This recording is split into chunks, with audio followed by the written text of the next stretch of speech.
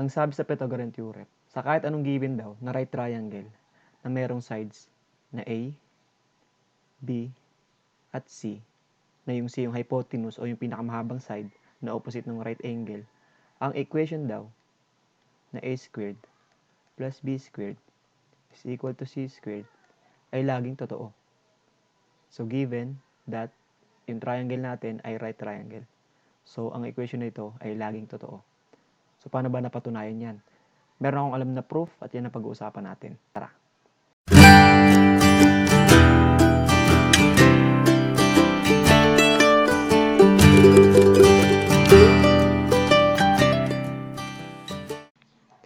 Disclaimer, hindi po ako teacher at never din po ako naging tutor.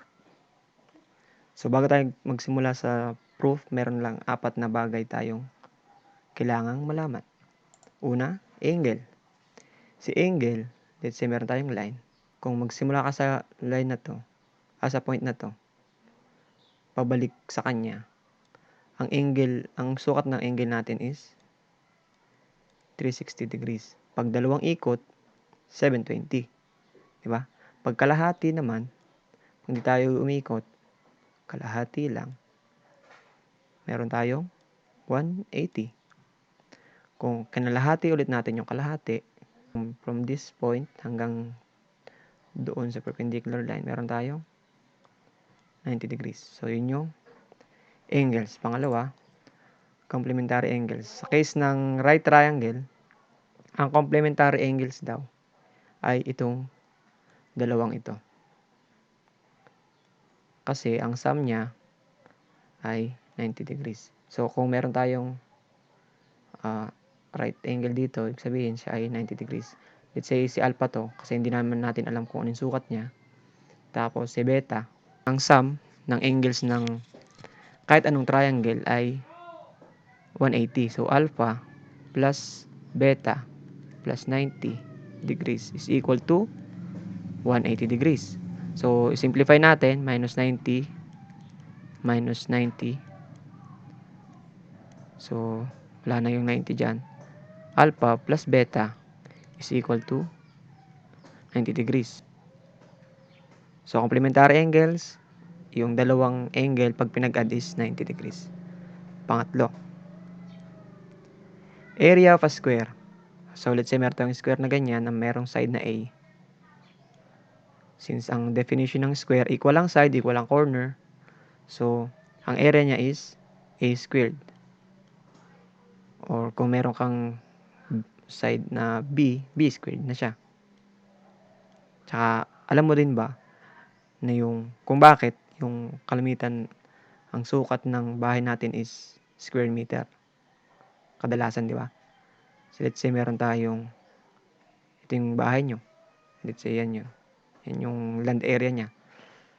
Kung meron tayong 15 meters dyan, tapos 60 dito.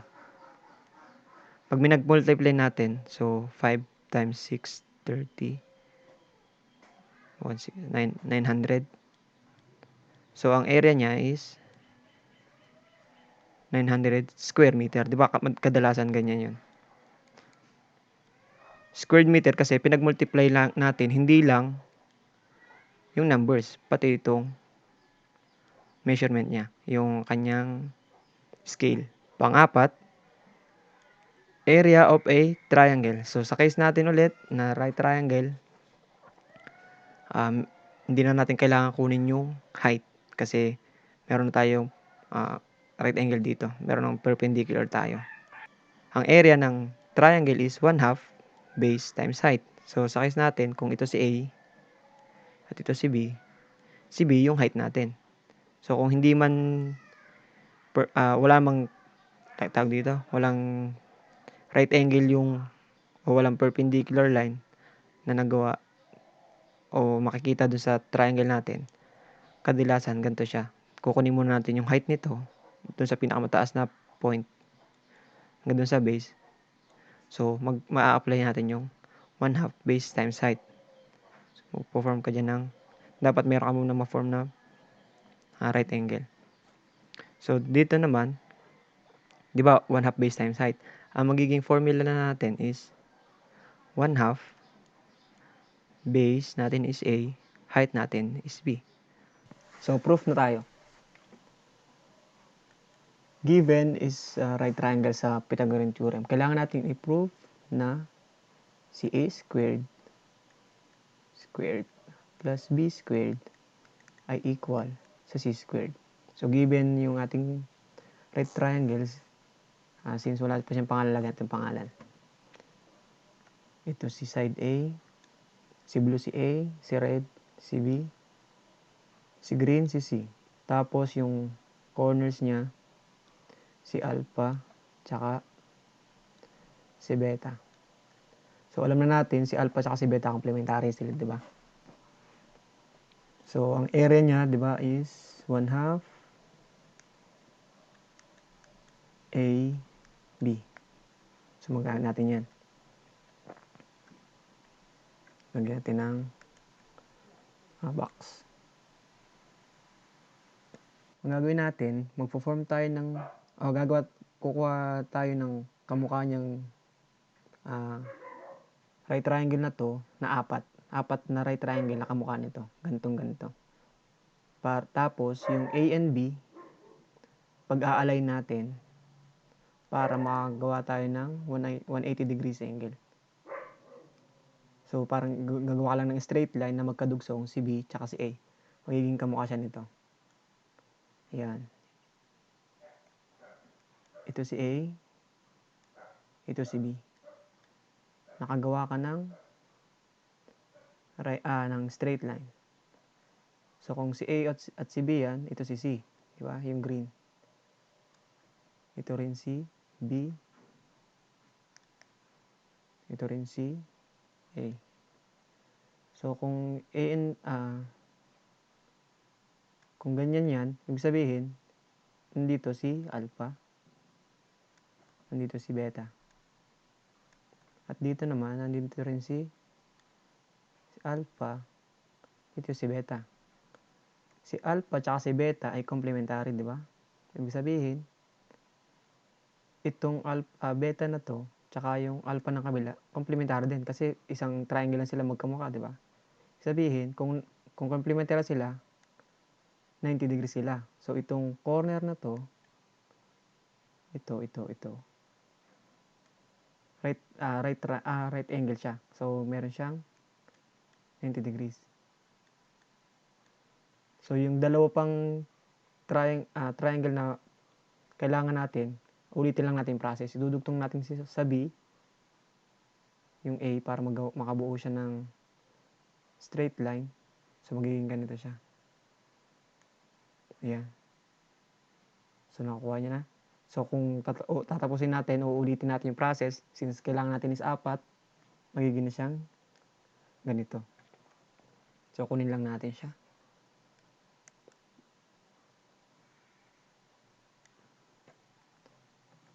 Tayo sa proof. So, lagay natin siya dyan.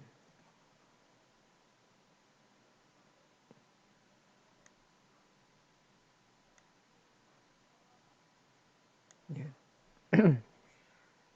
Sorry, may ubo po.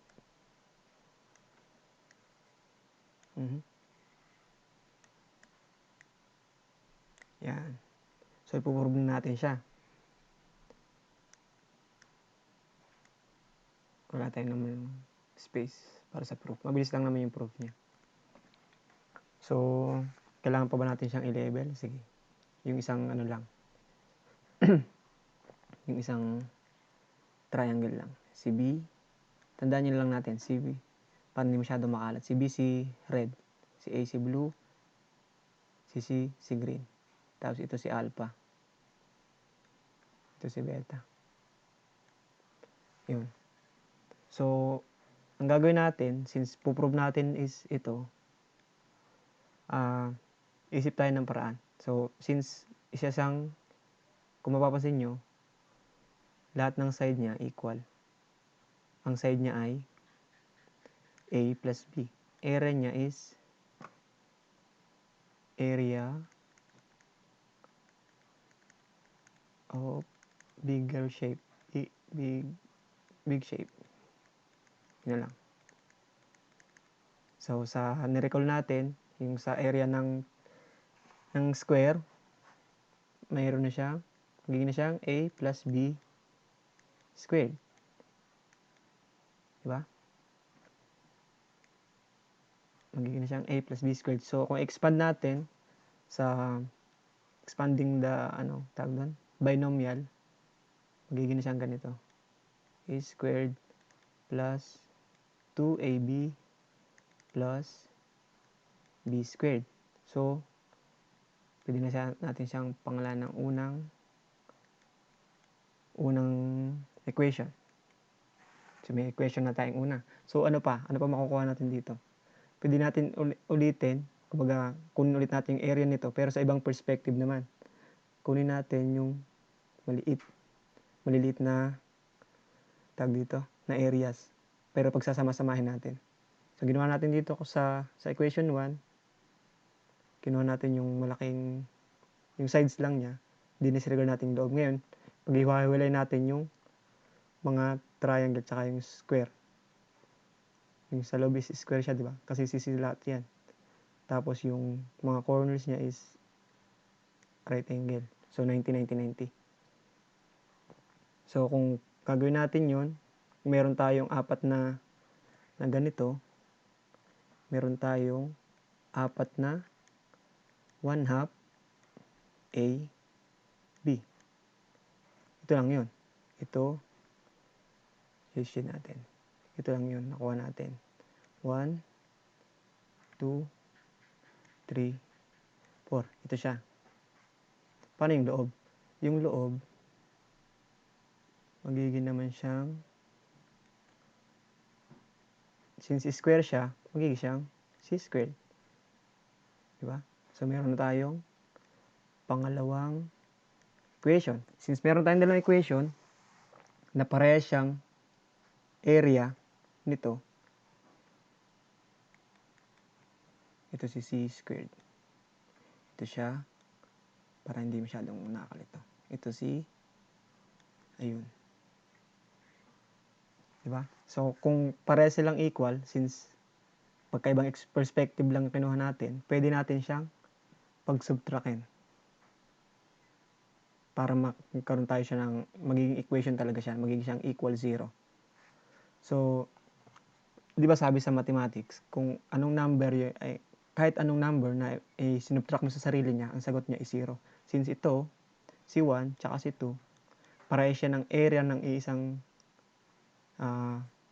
image o ng isang graph na yan. Ibig sabihin, pag pinag-subtract mo sila, dapat ang katumbas niya is 0. So, kung natin si 1, palitan natin kulay. Green na lang. Si 1, a squared plus 2ab plus b squared. Isusubtract natin si equation 2. So, 4, 1/2. Pwede natin gawing 2 eh. Sige, ganyan na lang para dahan-dahan. ab plus c squared equal to 0 kasi equal naman sila eh. Kasi ito lang din yun. So, kung itutuloy natin, simplify natin, magiging na tong, dito muna. A squared plus 2ab plus b squared, magiging na tong 2ab plus c squared equal 0. So, tuloy ulit. A squared plus 2ab plus b squared minus 2ab minus c squared is equal to 0. Wala, hindi pantay-pantay. Nakalagay. Diba? Pag ganito yung equation niya, i-distribute mo lang yung negative sign. Magiging na tong negative, subtraction. Tapos ito magiging subtraction na din. So, combining like terms, kung magkatuwid sila, since 2ab plus 2ab minus 2ab, yan, parehas yan. Pwede na siyang, wala na siya. Yung positive, minus mo yung kamukha niya. So, magiging na siyang a squared, dito na. A squared, ito. Tapos b squared, minus muna.